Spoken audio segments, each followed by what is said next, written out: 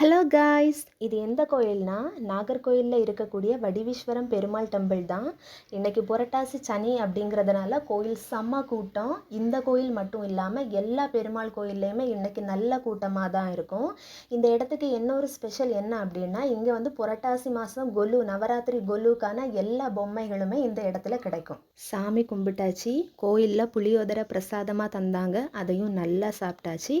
இப்போ நம்ம வீட்டில் கொலு வைக்கிறதுக்கான பொம்மைகள் வாங்க போகிறோம். வாங்க போய் எப்படி எல்லாம் இருக்குதுன்னு பார்க்கலாம். யாரெல்லாம் வடிவீஸ்வரம் கோயில் போயிருக்கீங்களோ அவங்க எல்லாம் கமெண்டில் சொல்லிட்டு போங்க.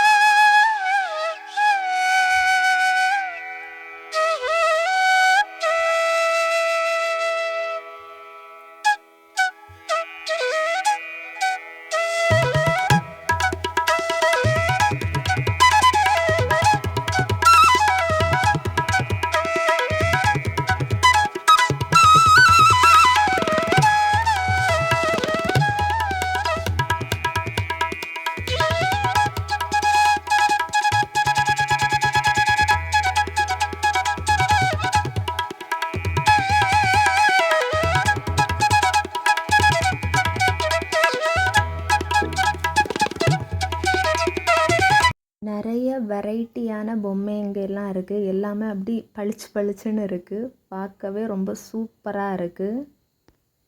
யாரெல்லாம் உங்கள் வீட்லேயும் கொலு வைப்பீங்க அப்படிங்கிறத கமெண்டில் சொல்லிட்டு போங்க. இந்த புத்தரும் செமையாக இருந்து எனக்கு ரொம்ப பிடிச்சிருந்தது. பொம்மை எல்லாமே நல்லா இருக்குது. இந்த தடவை நிறைய பெரிய பொம்மையும் வந்திருக்கு. பொம்மையோட விலை அதிகமாகிட்டே போகுதே தவிர குறையவே செய்யாது போல். இந்த தடவையும் ப்ரைஸ் எல்லாம் ரொம்ப அதிகமாக தான் இருக்குது. பார்க்க நல்லா இருக்குது.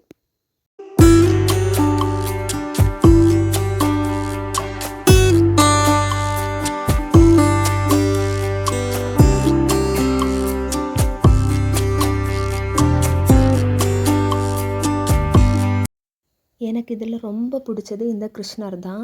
எப்படியும் ஒரு 7-8,000 இது இருக்கும். பட் செம்மையாக இருந்துச்சு. இதெல்லாம் என்ன அப்படின்னா, நம்ம வந்து கும்பம் வைப்போம். அந்த கும்பத்தில் வைக்கக்கூடிய சாமியோட முகம் இதெல்லாமே. நவராத்திரி வீட்டில் வைக்கிறவங்களுக்கு கண்டிப்பாக தெரியும். அந்த 9 நாளும் அவ்வளோ சூப்பராக இருக்கும். ரொம்ப ஹாப்பியாக இருக்கும். ஒரு மினி திருவிழா மாதிரி நம்ம வீடு இருக்கும். ஒவ்வொரு வருஷமும் இந்த நவராத்திரிக்காக நான் ரொம்ப எக்ஸைட்மெண்ட்டாக இருப்பேன். அவ்வளவு ஜாலியாக இருக்கும். பொம்மை வாங்குகிறோமோ இல்லையோ, இதையெல்லாம் பார்க்குறதுக்காகவே டெய்லியும் போகலாம். அவ்வளவு நல்லா இருக்கும். ஸோ ஃபைனலி இவ்வளவு பொம்மை தான் இந்த தடவை வாங்கியிருக்கோம். ஓகே, பாய்.